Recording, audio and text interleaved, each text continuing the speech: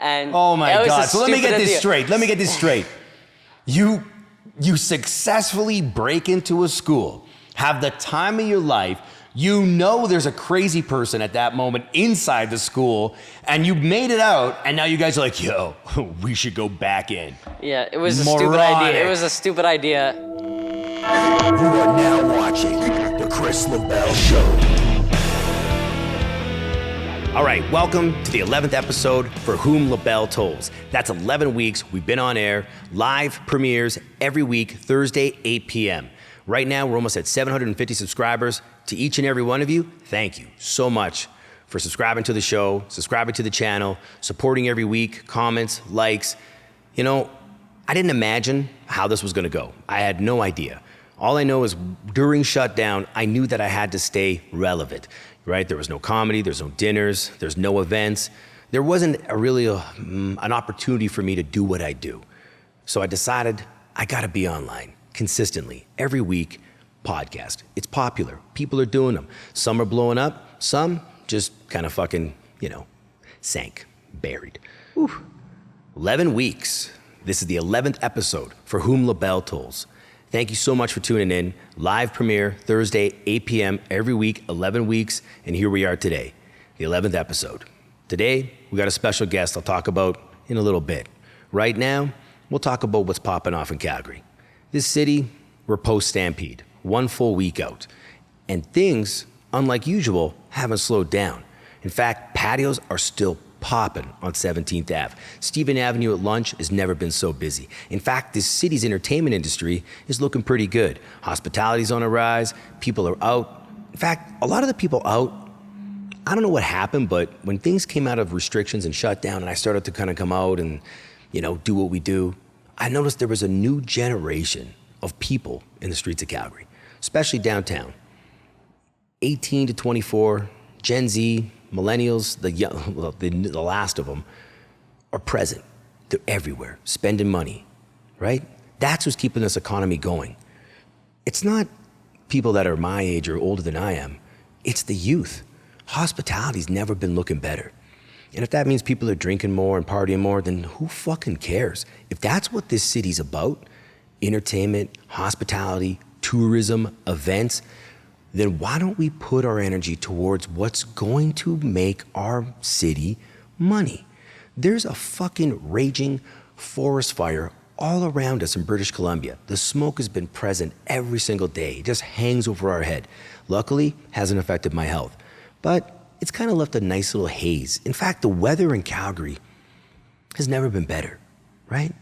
This haze is almost like the Los Angeles smog that sits over LA.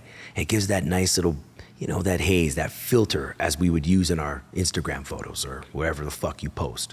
These last couple weeks have been a grind, right? A lot of you know that I'm a single dad and I've had my son for 14 years. And in these 14 years, we've had some ups and downs, but I never have to worry about, my son dealing with drugs or alcohol. That's always been awesome. Like he's never even pondered the idea of it. But what I always worried about was crime, gangs, just the impulse to be curious of what is taboo or wrong or forbidden. And I never imagined my son would fall victim to that because he's got a lot of outlets and mentors and opportunities of success. And I never imagined my son getting in trouble. But 2 weeks ago, he never came home for the first time ever. 2 a.m, I don't know what to do. I called missing persons. I called CPS, Calgary Police Services. And I did. I filed a missing persons for my son. And it was terrifying as a parent. It was terrifying. I never imagined I'd have to make that call, right? But my son now is at an age where he's got a job. He works here at Alavanca. So if you guys want to come through and have a free jiu-jitsu class, you guys can hit up Dominic, Mr. Lonely Guy on Instagram, and he'll sign you up. But yeah, he's been so incredible and so behaved, and we have our ups and downs. We fight a lot. And I mean, what parent their kid doesn't?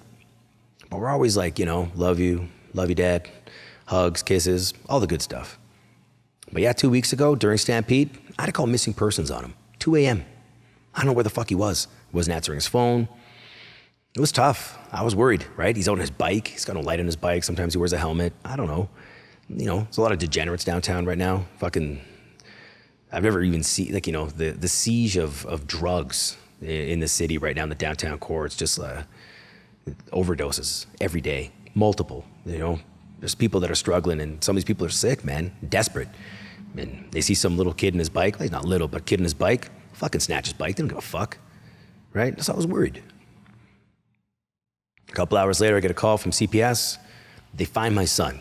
Right? He's hanging outside Reps Hall on McLeod Trail, just hanging out the Stampede grounds, well after Stampede. They found him, detained him. I had to come pick him up.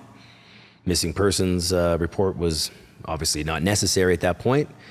We had a good talk, a couple lectures from the homies. He's back on his way. This weekend, I get another call from the CPS. I find out that my 14-year-old son has been arrested. I can't even tell you what that's like, this feeling in my stomach. I don't know what he's arrested for. I just know he's being detained. I know that he was in trouble. And I know that my son was probably, in the moment, having a good time. He's got a good moral compass. I can't see him committing like a serious crime. He's a good guy. He's a good kid. So I don't know what he did. So I had to ask the officer, I'm like, what's the charge? Like, what are you detaining him for? And my son was arrested for breaking and entering into a condemned school, the Chinook Learning Center on Crowchild. It's all boarded up. We drive by it every day. It looks interesting, like a place that I'd want to probably, if I was 14 years old, find a way into and explore. Except this place had signs all around it said, no trespassing. Trespassers will be charged. And my 14-year-old and a couple of his friends found a way onto the roof of this building, and they broke in. And while in there, they had a good time, and they triggered an alarm. And the security guard detained them, and the police showed up and arrested them. I'm gonna have Dominic as my special guest today. He's ready to be on the show. You guys love him. And if you've been following our content for the past few years, you realize that Dominic and I do everything together. But when I got that call, I was downtown, was training, and I didn't have the car that day. And I had to pick him up from the Calgary Police Force on a fucking bird scooter. On a scooter. Can you imagine? 45 years old. There I am. It's a 17-kilometer trek, and I didn't have my bank card to get a cab even. All I had was my phone. So all I could do was get a bird. And I bird all the way to this location. And there's the cops, and there's my son up against the tree, waiting. No kids left because their parents had vehicles. And there I am on the bird, pulling in, to rescue him. He's under alternative measures right now, and fuck, I never thought this day would come. And at 14, I've been arrested. Of course, I've been arrested a couple times. I'm a fucking savage. Of course I've been arrested. No criminal charges. I'm good to go to the States. But yeah, I've been arrested, but I didn't get arrested until in my 20s, right? This kid's 14 years old. And with that, let's have him back on. I want to hear Dominic LaBelle's perspective at 14 years old, what his mindset was when he broke into that school, and what his mindset was when he was having a great time with his friends, exploring, and then when he heard the words, freeze. Let's find out. Okay, here we are, episode 11, 14-year-old Dominic LaBelle, my son. One of the other episodes, we had him on already, and it did really well. And Dominic demonstrated that he's an intelligent young man with a lot of aspirations and a lot of consciousness of what's happening in the world today. And Dominic's got a story to tell you guys about his weekend, about getting arrested for breaking and entering into a building. My son, what's poppin'? So, How you doing? I'm doing well. How about you? I'm doing okay. That's good. How are you guys doing? They can't reply. I know. I'm just assuming they're good. Yeah. That's pretty crazy, man. Yeah? Did you, when you were doing your crime, at any given time, were you like, man, do you ever like envision me being there? Like, yes. Like sometimes I'm like, oh shit. Well, if I do get caught, I'm fucked. From my father. My father would kick my ass or yell at me or get angry. But sometimes, like in the big things, he doesn't get very angry. No. He didn't get very angry with this. He just grounded. How pathetic was it when I rolled up in my bird Yeah, scooter? he rode up in a bird scooter, and I was sitting there for like 10 minutes. All the other people left. It was just me just sitting there. So awkward. I had to make small talk with the police. What'd you guys talk about? He's like, what do you want to be when you're older? It's like, A better criminal? no, I was like, I want to be in the UFC. And the guy was like, okay, you keep going out there. You keep going to the gym. I was like, okay, thank you. I know that. I just wanted to explore the school. He's like, you're lucky. The K-9 unit ripped the other kids apart. Wow, good to know. Thank you. What? Whoa. Yeah, because you don't have the broadcast ability that I do in interviewing. The K-9 unit, Yes. what did they do? So the last kids that went in there, they had a K-9 unit, and the K-9 just beelined in there and ripped this kid like apart. Ripped the kid apart. Well, not really. Just started like fucking Was it chewing him up. Was it a great white shark? Just a grizzly? Just what do you mean? Just started chewing him up. You know? Really? Yeah, like legit. And one of the cops was like, "You're very lucky that didn't happen." Were you alone? No, I had 3 other people with me. Not saying any names because that's No, you're gonna tell any names? no. You're gonna rat your friends out? Why would I do that? Not a boy. All right, so you had some accomplices. Yes. Okay. Who were they? Boys, girls? Just doesn't matter. Doesn't matter. Oh, secretive. Okay. So a couple friends. Where'd you guys get the idea? Like, how do you go from like a day and we're gonna hang out and play volleyball and you end up on a school? What's funny is, Tell me. the day before, me and my 2 friends, one of the friends didn't come, but me and my 2 friends, we went to the school and we were playing volleyball. And I was like, yo, look at this. And I climbed up top of this school. And they're like, yo, that's so cool. And I couldn't do it. And then Where was this? This was, I forgot what school it was called. It was like, I forgot, but we climbed on top of the school. You were and it was- randomly at some school playing volleyball? Yeah. And that was near his house, which is far. And you jumped up and got on top of a school? Yes. Using your parkour for Yes, parkour. Entertainment? If you ever need someone to break and enter, I'm right here. Hey, take it easy. All right. Yeah, I got on top of the school, and then we're like, "Wow, cool." And then we leave and go to his place and play Wii. As a joke, we were playing Wii golf and Wii basketball. It was fun. And then he's like, "You want to see an abandoned school?" Oh. And me and my friend were like, "Yeah, let's go." So we go to this abandoned school on our bikes, and we're like, "Yo, this is so cool." And then me and the guy who showed us the abandoned school, we got on top of the school, and we were like, That's a pretty big school you got up. Yeah, we took like 10 minutes to get to like figure out where to go, and then we decided to go at the front of the school where the big doors are. We like used these little finger holes to climb up, and one of my friends didn't go because he didn't want to get in trouble. Also, he couldn't do it. So Maybe he was just smart enough not to do it. probably, yeah, he was smart enough 'Cause- not to do it. yeah, He 'cause was, when I went that to- was a big "I told you so" moment. Yeah, because I remember when I pulled up on my bird scooter, there was trespassing signs everywhere. I didn't see them. This site is being supervised, is what every sign said. Well, we didn't see them. Oh, And then okay. Security yeah. on site. So we it were said. on the roof for like a while, and we were chilling. It was so cool. And then we come down finally, and we're like, let's have a plan. Tomorrow we're gonna get inside this school. Me and the guy who showed me the place, my friend. And then my other friend was like, I don't think that's a good idea. I'm not gonna go. That was a very smart choice of him. And mature of him. He's a great kid. Yeah, he's smart. He's your buddy, eh? Yeah. So he didn't go, and then the next day, we go, and I show up. I was the last person to show up. They're all chilling on top of the roof. I get up there. I was like, "What's up, guys?" So they already got up there. Yeah, because I recently I was at home after training at Alavanca. Muay Let's Thai. not drop the club's name in here. Like, this kid manages to do his Muay Thai class, and then that's just what blows my mind. Like, parents, this is the thing. We have a lot of trust for our children, but this guy was at work and then he went to Muay Thai class, which he did well at. Comes home, I see him, and he's like rehydrates and fuels. He's like, "Hey man, I'm going with my friends. I'll see you later." I'm like, "Man, good job today, bro." And then yeah. And then And so the whole time this was planned. Yeah, it was this planned. whole shit. So it was planned from the day before. I had no idea. Yeah, you had no idea. You just heard that I climbed. Son of a bitch. You just heard that I climbed a school, and you're like, "Oh, okay." I was like, okay, I didn't say that was unsafe. Well, you were like, "That's unsafe. That's not a good idea. Don't do that. Why are you Yeah. climbing schools?" Yeah. Well, then, anyways, I climbed a big high school. Drugs and alcohol involved? Definitely not. Or not. It was just curiosity of going inside the school. That's cool.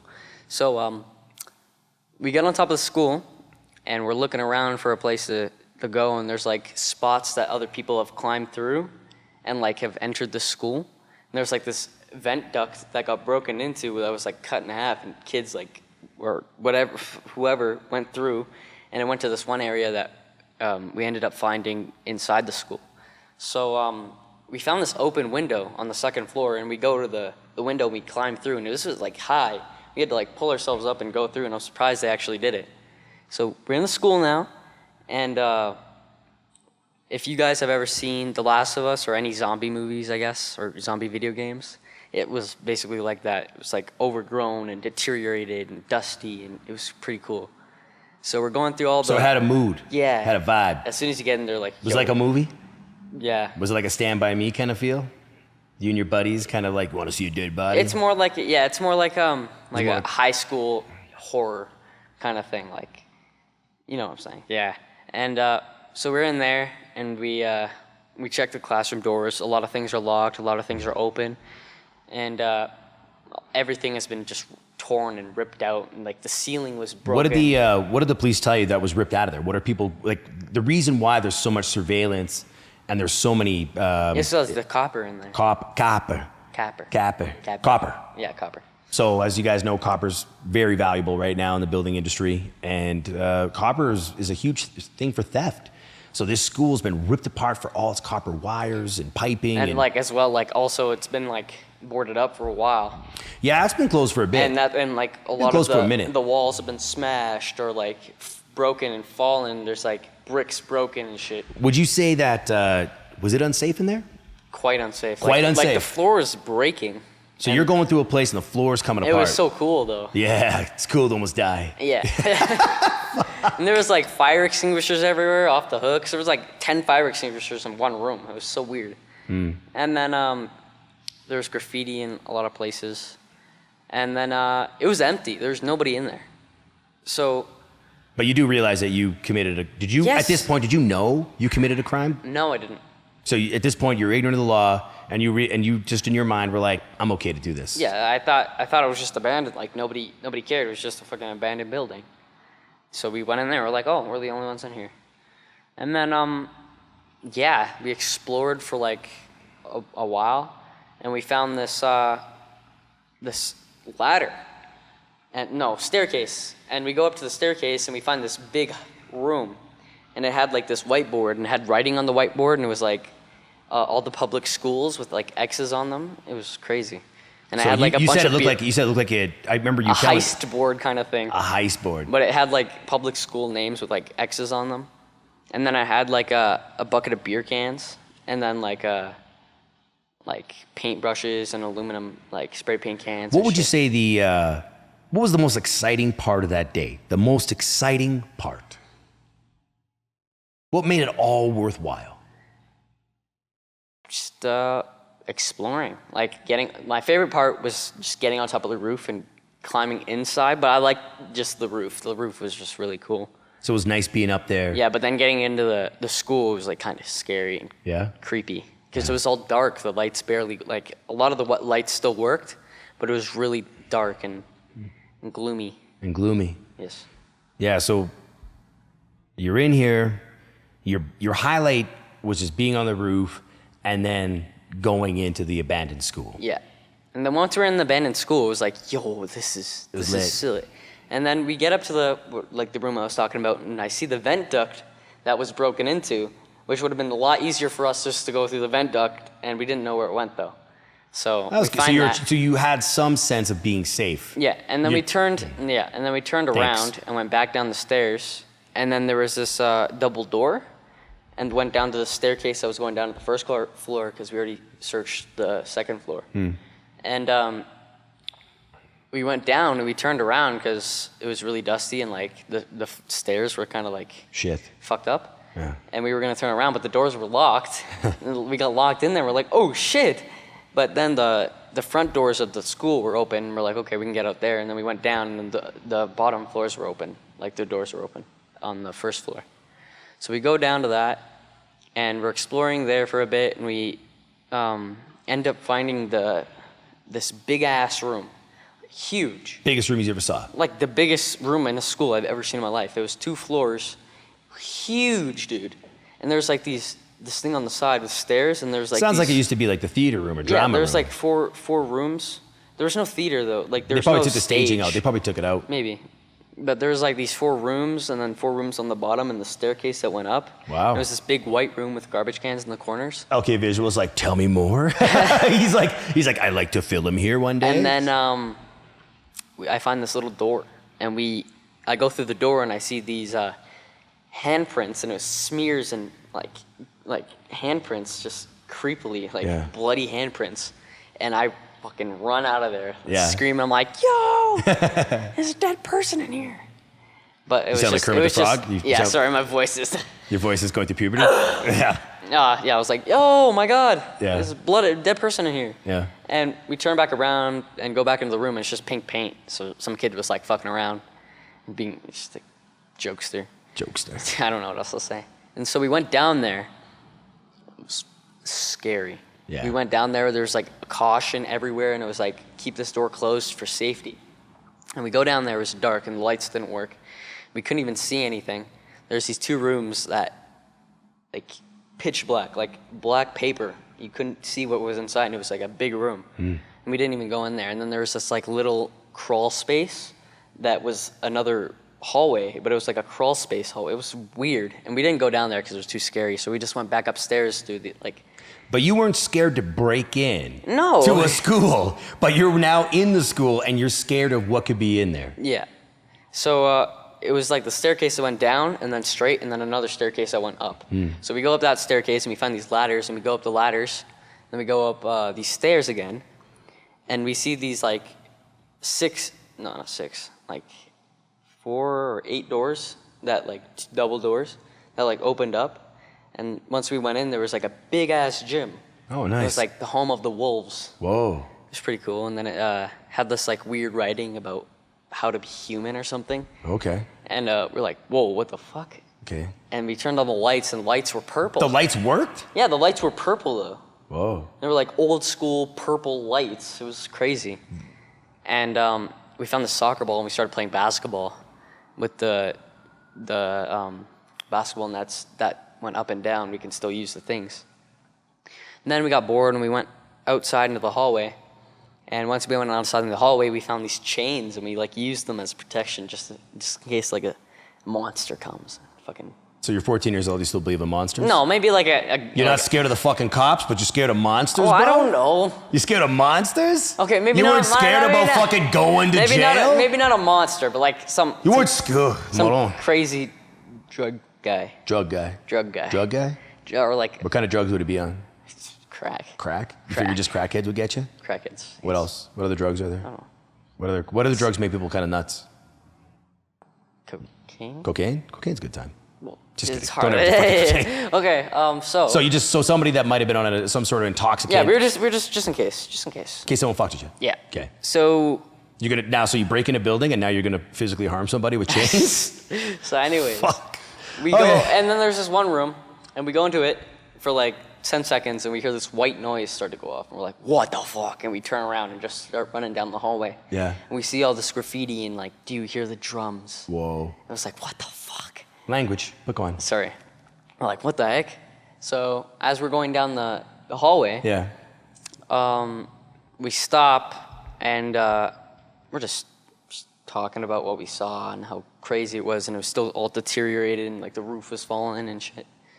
And I go on while they're talking, and I open the door, and I look around, and I see like the long hallway with the lockers, and I look down, and I see this guy walking this way, and I was walking this way, and I was walking this way, and I was like, oh my God, and I turn around, I run to my friends, and I'm like, yo, I just saw somebody, and we sprint towards the outside doors. What kind of emotion? Like, what was going on mentally? When I saw that? When you saw that, tell me. My heart dropped, and I was like, ah! Yeah. And I screamed like a little girl, and we like ran outside the thing and propped it open with one of the chains, and we're like, holy fuck, I just saw a ghost. So now you guys are outside the school. Yeah, we're sitting outside the school. You got away. Yeah. But then you stayed there. No. And then we went back inside the school. Then we went back inside the school because we didn't want to just sit there. And oh my God. So let me get this idea. straight. You successfully break into a school, have the time of your life, You know there's a crazy person at that moment inside the school, and you made it out, and now you guys are like, yo, we should go back in. Yeah, it was a stupid idea. It was a stupid idea. So once we go back in, we are, I was talking about like, what if the guy saw us and he's coming around behind us? And we're like, oh shit. So we go out these other doors. Yeah. And we're sitting there and we're like talking about what we saw again. And we're like, yo, that was really cool. We should go home now. Just like that, eh? Yeah. Y'all all like, we had a really good time. We had a really good time. We should hang out again sometime and have ice cream or something. And then like, that was really cool. We should go again. Like, again, no, sorry. We should go there again. And then all of a sudden, this guy comes around the corner and he's like, freeze! And it was the security guard. Yeah. And that's the moment where my heart really dropped. And I was like, I'm fucked. And then he's like, I'm calling the police right now. The police are in this building. They're coming. I was like, what? And the police come out the door, and they're like, you guys are under arrest. And I was like, how did they say it? Sorry, guys, but you guys are under arrest for a break and enter. And they were like so serious about it. And me and my friends were like, you're kidding, right? You're kidding, right? And then we're like, oh shit, we're fucking under arrest. Like, what's gonna happen? We're gonna get taken to the station, our fingerprints fucking search and shit. It was called break and entering. Yeah. That's a serious offense. So I'm like, oh no, my dad's gonna kill me. I was just worried that you weren't worried about me. You weren't worried about me when you're breaking in. You weren't worried about me running around in a dilapidated building. You weren't worried about me when you made it out safely. And you're like, oh, I'm gonna go back in there with a crazy person in there, not worried about me. But then. It ended up being the security guard. Who's also has the right to detain you, which he did. Yeah, kind of. Yeah, kind of. And then this other, like, there was like five, I think, or six. Five police people. Five cops. Police people. Five cops. 5 cops show up. Yeah, 5 cops just come out the door, and they're like, they're just ready because they've had that happen so many times before with like other people, and other criminals. Basically, we're like the youngest that went in there. No way. And every time they've always like either drew their gun or like every time they went in there because they just wanted to be safe, or they brought a K9 unit in. But luckily that time we weren't harmed. Nobody was killed. We were What if somebody was injured? I don't know what I would have done. Let's be serious. You're with 3 other people. What if one of those people, because you led them, did you not? I was the first one in the building. So you led them. With all the responsibility that you have, working 14 years old in one of the top jiu-jitsu studios in the world, your professor, your coaches, your dad, all the people that look up to you, all the people on the podcast, all of our content, all of our friends and family. And in that moment, you were like, I'm going in this building, which I get. Curiosity, right? You didn't go in there with malicious intent to ruin or destroy. You didn't have like spray paint cans or...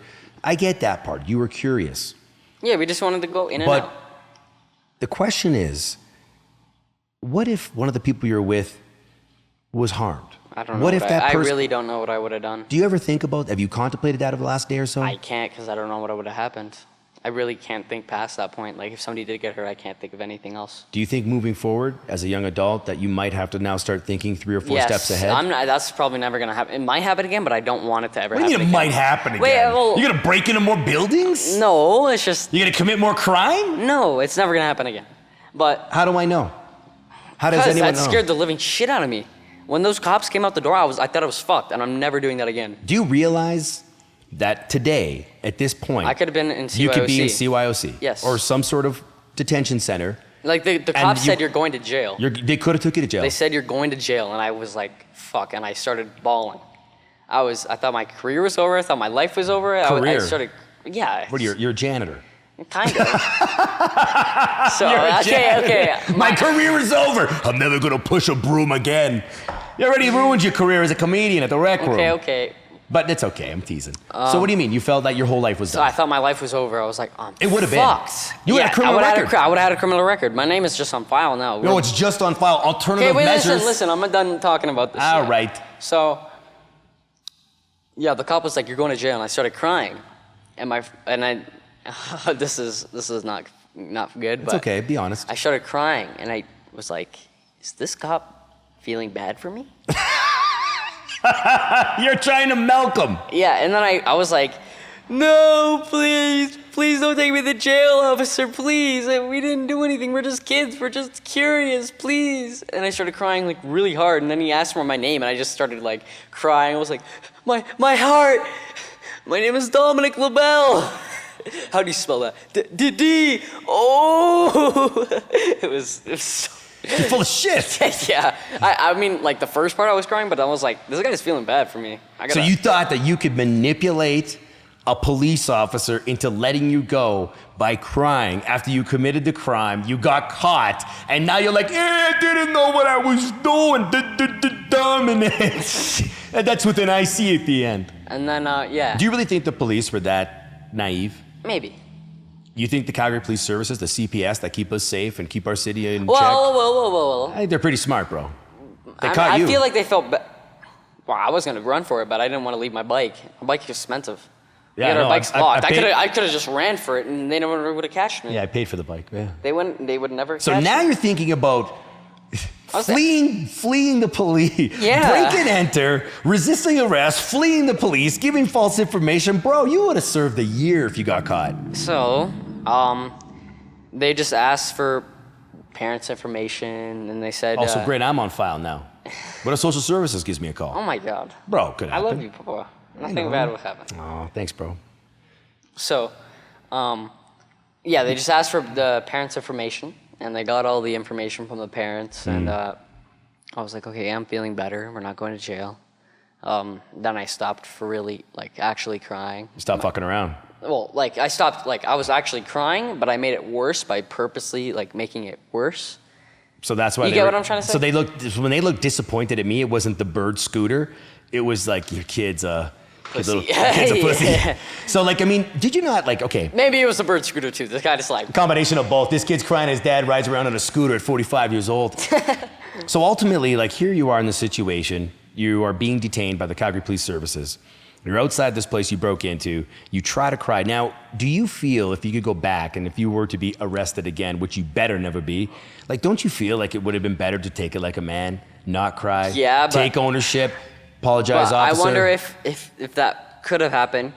The officer also could have been a little more hard, and he could have been like, When you take ownership with me, and you don't lie, you don't put on an like act. my friend, he's younger than me. Mm-hmm. He took it like a man. He was like, sorry, officer, we didn't mean it. We're just trying to be curious. We're just kids. Please don't do this. Me, I tried to persuade them with crying, and I sounded like a bitch. Pardon my language. And I was bawling. The girls that were with us. There you just gave up. Now you gave up your friend. This guy's coming apart at the seams over here. Like, and then I was with these girls and my younger friend, and he was way cooler than I was. I was in tears. I'm like, okay. my friend was a couple months younger than me. A couple months younger, but 100 years ahead of you when it came to being responsible, taking ownership. But the girls in the group were crying, but I was crying louder than they were. Oh God. And it was embarrassing. Yeah, but because I you're was a also, LaBelle. but I'm trying to make them catch on that I'm trying to make them feel bad, like the cops feel bad. Oh. So I'm trying to like my friend is like trying to comfort me and say that they're just doing their job. I'm like, bro, my heart. Oh my God. And then they end up letting us go. The cops were very kind. Those are the moments you got to think, I'm there. Yeah. What if your dad was there? Yeah. Are you going to cry in front? You did the crime, right? Like, think of the people that we know that talk about, like, Mean Hakeem was on the show. He got into trouble when he was a youth. Do you think Mean Hakeem broke down and cried when the police... No, but it wasn't really crying. It was persuading. Did you learn your lesson? Yes, I learned my lesson. It scared the living shit out of me. And you're not meant for crime, are you? I don't like crime. You don't even have a clue. I don't like it. First taste of it? First taste? First time getting caught? Yes. Because I know you're a little shit disturber. Yeah, it sucked. It wasn't fun, and now I have to spend 21 days in being grounded. LaBelle Detention Center. Yes. 21 days. This kid's got to be here 5 to 6 hours a day. He got no technology, no communication with his pals. Any kind of misbehavior, disrespect, or a lack of ownership for what happened is another day. Listen, we all make mistakes. It's about how we handle those mistakes. And it's about ownership, accountability. And I appreciate you coming on the show and being vulnerable. You talked about the police came and you cried. And it's okay if you just cried. It's okay if you were so upset about what you were going into and what was about to happen that you cried. Whether you did it to manipulate the situation or turn it to your way. No, I'm saying, yeah, I legit cried. Like in the beginning, I legit cried. Like I was scared. And if I had a car, I would have been there sooner and you probably wouldn't have had to cry as long. Because when I showed up, you were sitting under that tree. I was fine. You were taking a nap. Yeah. Yeah, because you knew you were off. Because when you came home, you didn't have to take ownership. You tried to give excuses. But you know what was scary? Well. What one of the cops was like talking to his partner, and he was like, I pulled out the Black Betty. I don't know what that was, but it scared me because I heard him. I was like, yo, we could have either got shot or... No, they told you that because they told me that. Yeah. They said that we don't know who's in that school. It could be someone who can harm us. And he said they've been armed. Yeah. People have attacked and ran away. So they have no choice but to be prepared for that level of action. Yeah. God forbid something happened to somebody. So now that we've talked about this, you've taken ownership. You're on the show talking about what happened. I respect that. I respect that you came here today, 2 days after the fact. You've never been obviously detained or arrested before. And I now know you understand the level of deviancy that was. You would have been sent to CYOC, potentially a group home. Social services could have called your dad. I had to deal with a lot as it is. This was... I would have had 3 to 6 months. We don't know, but it was a lot. Yeah. But most importantly is you're safe. Nobody was hurt. Nobody was hurt. I understand the curiosity part of things. And I'm sure everybody else does too. Even your own peers and kids your age might be on the show. Dude, you cried, I would never cry. Bullshit. No, Bullshit. Yeah, legit. I was just scared for you are the... I know that feeling. You were the scariest person. Not the cops, not anybody else. You. I was crying because I was scared from you. You can take away everything that I have in an instant. You only have a phone. Yeah. You don't have much. But you can take away my friends as well. Like, I love hanging out with my friends. I know you do. They make me happy. And your friend, you can take that away. And your friend's dad was amazing. Yeah, I apologized to his father for bringing his son into that. And his father told me, he goes, but my son's also equally responsible. My son also made the same choice. They both went in there together. They both got caught together. And my son took ownership. He's like, how about we give these boys a break, a couple days, no technology, and maybe we'll have a chance to meet. I never met his dad before, but he sounds like a great man. And then your friend hit me up to take ownership as well. And it's that level of maturity that has me here today to say, I am not holding this against you. I forgive you. You serve your time with me, and we'll have you back on track. And let's get you that fight. I also want to announce that Dominic is going to be fighting August 7th in Edmonton, his first boxing match. He's going to be fighting for Ryan Ford, the real deal Ryan Ford, in Edmonton, August 7th. And we have an opponent for him. So Dominic's been training extra hard for this first fight of his. So I don't want to take that away from you because I know you've been training hard. Yeah, when you said that, like, what I tell you to do, you have to call who? Ryan Ford, and tell him that what I did. What did you do? And decide, like, whether I should fight or not, and I did break in on her. Yeah. So if he does see this, and we'll tell him still, I committed a break-in on her. So. And you had to, who else did you talk to? You talked to Ali Sharkey? Scary. It was not fun to have him know about that, but it's important to have him know about that because he's like family. He is like family. And Ali knows, he's had his fair share of mistakes in his past, and he's overcome those, and he's told you about those and shared those with you, right? Me and Hakeem, you've heard Hakeem talk. Christina Jocko on the show, drug smuggling. She got busted. She served 5 years in a Panama prison. Wait till she talks to you. Also, and of course, Professor Tim. Yeah, but the funniest thing about that entire thing was my friend that didn't go. He's always going to hang it over my head from now on. And he's going to say, I told you so, every day. I told you so, I told you so, I told you so. And he told me that the other day. How many times have I said, told you so? A lot. So let's hope this is the last time you ever have to encounter the police. Let's hope we make a couple different choices, yes. right? Before you do something, Think about it. Not you. How will this affect others?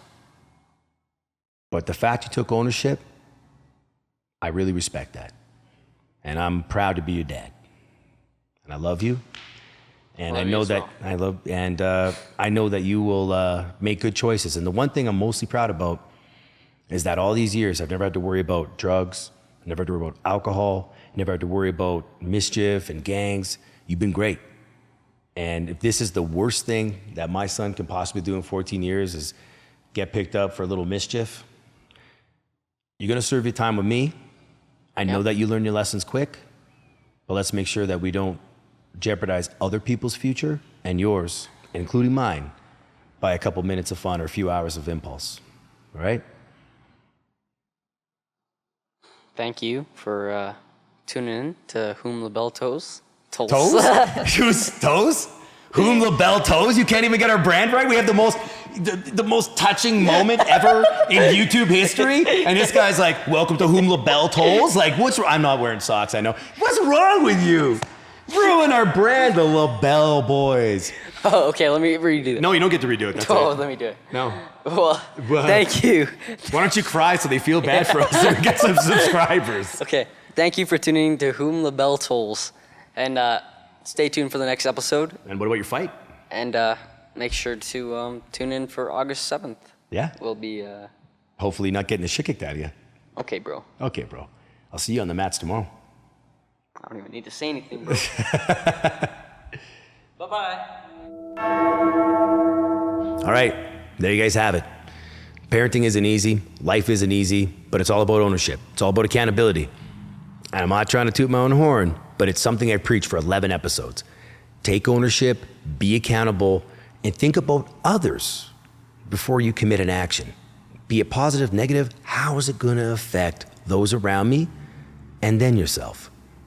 Luckily, my son had to get in a little trouble to find that out. But to have this episode, to have this conversation, I'm pretty proud. So, don't be shy, hit me up. If you wanna be a guest in the show and you think you have a story to tell, we're down to take you on. If you wanna sponsor and advertise on our show, man, we got an amazing platform. We have good analytics, and I also have my Facebook and social media to promote your brand on as well. So make sure to hit up our page, make sure to go to the Chris LaBelle Show, click subscribe, like, leave a comment, tell your friends. We talk about supporting local. Hi, majority of our followers and subscribers, you guys are from Calgary. So let's get this up, let's get this moving. The more people that are successful, be it online or physical with their businesses here in Calgary, the better we do. So if you got a business, if you got a story to tell, let's go. I want some guests. I want to hear what's going on in your life. And that's it. Stay tuned. Next week, I got a special guest for you. Whew, it's going to be a doozy.